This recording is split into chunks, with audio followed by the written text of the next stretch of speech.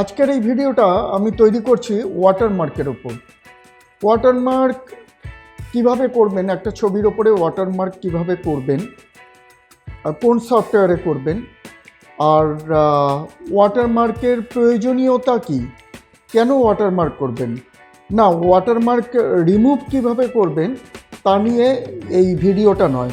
Watermark কিভাবে আপনি আপনার ছবিতে করবেন আর ওয়াটারমার্ক কেন করবেন এই ব্যাপারটা আমি পরে বোঝাবো।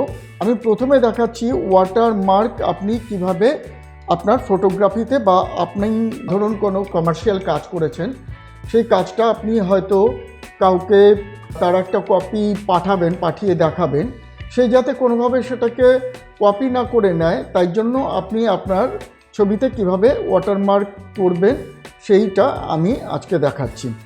আর ওয়াটারমার্ক করার প্রয়োজনীয়তা কি সেটা আমি পরে বোঝাচ্ছি। আচ্ছা, তাহলে আমরা প্রথমে শিখে নিই ওয়াটারমার্ক আমরা কিভাবে করব। ওয়াটারমার্ক অ্যাকচুয়ালি কী? ওয়াটারমার্ক হচ্ছে আপনার কোনো একটা ছবি বা ডকুমেন্টের ওপর হালকাভাবে একটা কোনো টেক্সটের বা কোনো লোগোর ইমপ্রেশন দেওয়া। যদি কেউ ওই ছবিটাকে প্রিন্ট করতে যায় তাহলে ওই ইমপ্রেশনটা ওই প্রিন্টের মধ্যে চলে আসবে। আচ্ছা, ঠিক আছে, আমরা তাহলে দেখে নিই ওয়াটারমার্কটা কিভাবে তৈরি করতে হয়। আর আমরা সাধারণত কোথায় কোথায় দেখি ওয়াটারমার্ক, দেখবেন সাধারণত আপনি আইস্টক, শাটারস্টক এই ধরনের যেসব সাইটগুলো আছে, যেসব সাইটগুলোতে ছবি কিনতে পাওয়া যায়, মানে আপনি কোনো ইমেজ যদি কিনতে যান তাহলে আপনি যেখান থেকে কিনতে পারবেন সেই সাইটগুলোতে আপনি সেখানকার ছবিগুলো ওয়াটারমার্ক আপনি দেখতে পাবেন। চলুন আগে দেখে নিই আমরা কিভাবে ওয়াটারমার্ক তৈরি করব, তারপরে বাকি কথা। প্রথমে আমরা একটা ছবি নিয়ে নিই, ফাইল, ওপেন। চলুন এই ছবিটা নিয়ে নিই। আচ্ছা, এটা আমরা বন্ধ করে দিই, নো। আচ্ছা, এই ছবিটার মধ্যে আমি ওয়াটারমার্ক করব।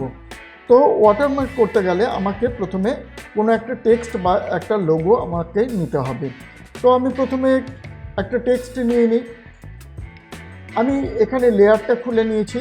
এবার আমি মনে করি এখানে আমি কিছু একটা টেক্সট নিয়ে নিচ্ছি। হোয়াইট কালারের নিন, সব থেকে ভালো হবে। তো আমি হোয়াইট কালারের একটা টেক্সট নিয়ে নিচ্ছি। আমি এখানে লিখছি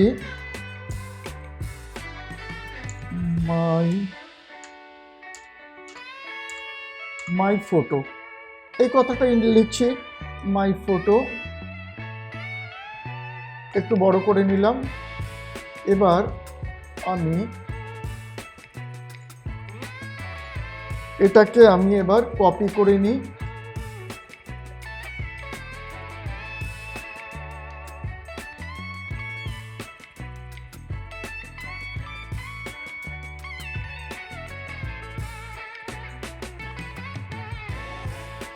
কিছুটা দূর দূর আপনি নানাভাবে কপি করতে পারেন, আমি এইভাবে করছি।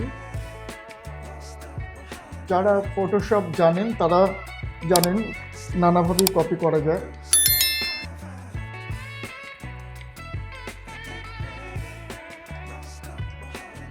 শিফট ধরে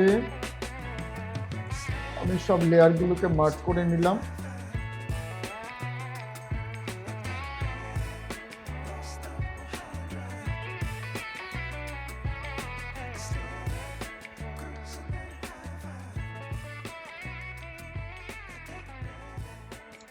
চেষ্টা করবেন সমান দূরত্বে রাখার, যাতে দেখতে সুন্দর হয়।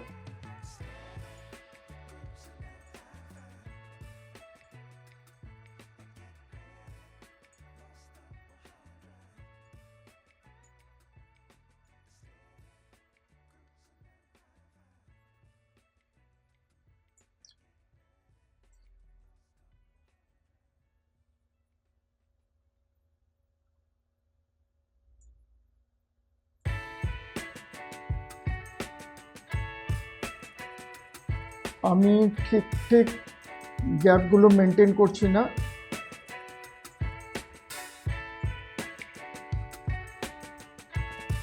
মোটামুটি একটা করে দেখাচ্ছি।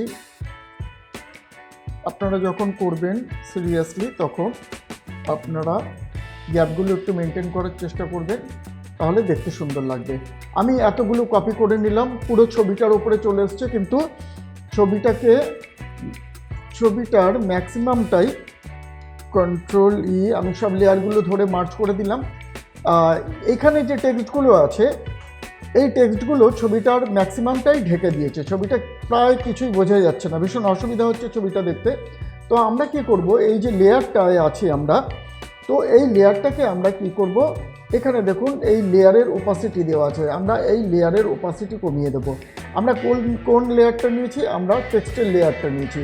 এবার আমরা একটু একটু করে কমিয়ে দেখে নেব কতটা কমালে আমার ঠিক হবে। আপনি যদি ম্যাক্সিমামটা কমিয়ে দেন, তাহলে কিন্তু ধরুন এই আমি 1 বা 3 বা 2 রাখলাম, তাতে কিন্তু ছবিটা ম্যাক্সিমামটাই বোঝা যাবে। তো এমনভাবে করবেন যাতে ছবিটাকে দেখতেও ভালো লাগে, অথচ কেউ প্রিন্ট করলে এই টেক্সটগুলো যেন প্রিন্টে চলে আসে, তাহলে সে আপনার ছবিটাকে আপনার অনুমতি ছাড়া ব্যবহার করতে পারবে না। তাহলে আমরা এরকম নিয়ে নিলাম।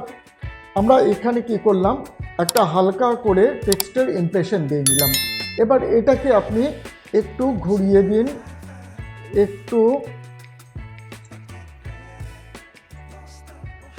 একটু বেঁকিয়ে দিন, তাতে চট করে এই যে টেক্সটগুলো, এগুলোকে কোনো টুল দিয়ে ঢেকে দেওয়া সম্ভব হবে না।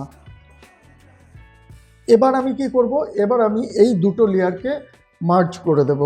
দুটো লেয়ার ধরলাম, ধরে কন্ট্রোল ই করলাম, দুটো লেয়ার মার্জ হয়ে গেল। এইবার আমরা কি করতে পারি, এবার আমরা এটাকে জেপিজি বা পিএসডি যা হোক যে কোনো ফরম্যাটে আমরা সেভ করে দিতে পারি। ব্যাস হয়ে গেল, আমরা ওয়াটারমার্ক করে ফেললাম। এইবার দেখুন এই ছবি থেকে এই ছবিটাকে কেউ প্রিন্ট করতে গেলে এই টেক্সটগুলো চলে আসবে, তাহলে আর এই ছবিটা নিয়ে সে কোনো কাজে লাগাতে পারবে না, অথচ সে ছবিটাকে কিন্তু খুব ভালো মতো দেখতে পারবে। এইবার আসি আমরা ওয়াটারমার্ক কেন করব। ওয়াটারমার্ক সাধারণত ধরুন আপনি কোনো একটা ফটোগ্রাফ তুলেছেন, এবার ফটোগ্রাফটা আপনি কাউকে হয়তো অনলাইনে বিক্রি করতে চাইছেন বা কাউকে দেখাতে চাইছেন যে আমার কাছে এই ফটোগ্রাফগুলো আছে। এবার কি করলেন আপনি, সে হয়তো দেখতে চাইলো যে তুমি আমায় দেখাও কি কি তোমার কাছে ফটোগ্রাফ আছে, সেই অনুযায়ী আমি তোমার কাছ থেকে কিছু ফটোগ্রাফ কিনবো। এবার আপনি যদি ফটোগ্রাফগুলো পাঠিয়ে দেন, তো সে কি করতে পারে, সেগুলোকে ডাউনলোড করে আরামসে ইউজ করতে পারে। সেক্ষেত্রে আপনাকে খুব বেশি হলে কী করতে পারেন, তার নামে কেস করে দিতে পারেন বা লিগ্যাল স্টেপ অন্য কিছু হলে নিতে পারেন, কিন্তু সেটা তো অনেক সময় সাপেক্ষ ব্যাপার বা একটা মনোমালিন্য বা ক্লায়েন্টের সাথে একটা দূরত্ব তৈরি হয়ে যাওয়ার ব্যাপার।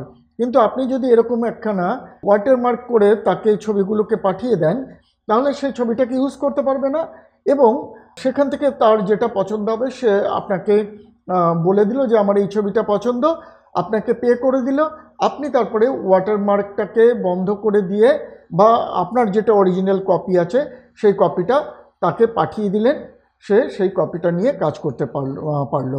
আমরা সবাই তাই করি, বেশিরভাগই আমরা আমাদের সিস্টেমে বসে কাজ করি, কিন্তু ক্লায়েন্ট অনেক দূরে থাকে। ক্লায়েন্ট যখনই দেখতে চায় তখনই যদি তাকে পাঠাতে হয়, হয়তো সে তার মোবাইলে দেখতে চাইছে বা অন্য কোনো ট্যাবে দেখতে চাইছে বা সে তার বাড়িতে বসে দেখতে চাইছে। এবার আমি আমার কাজটা করে দিয়ে দিই তাকে কীভাবে, আবার তাকে না দেখালেও নয়, এবার সে তার সময় মতো দেখে নেবে। তখন আমরা ওয়াটারমার্ক করব, ওয়াটারমার্ক করে আমরা সেই ছবিটা বা আমাদের কাজটাকে তাকে দিয়ে দেব। এবার তাকে দিয়ে দিলে সে দেখে নিল, দেখে নিয়ে সে আপনাকে ফাইনাল বলে দিল, বলে দেওয়ার পর এইবার আপনি তাকে অরিজিনাল ছবিটা পাঠিয়ে দিলেন। ওয়াটারমার্কের এটাই প্রয়োজনীয়তা, এবং যারা প্রফেশনালি কাজ করে তাদের পক্ষে এটা একটা ভীষণ দরকারি জিনিস।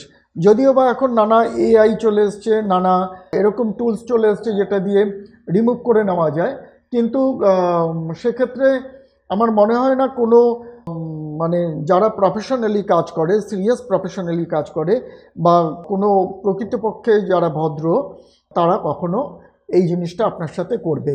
কাজেই আপনি এইরকমভাবেই ছবিটাকে পাঠাতে পারেন বা আপনার কাজকে পাঠাতে পারেন। এটাই হচ্ছে ওয়াটারমার্কের প্রয়োজনীয়তা। থ্যাংক ইউ, আজকে এই পর্যন্ত রইল। যদি ভালো লাগে লাইক করবেন, সাবস্ক্রাইব করবেন।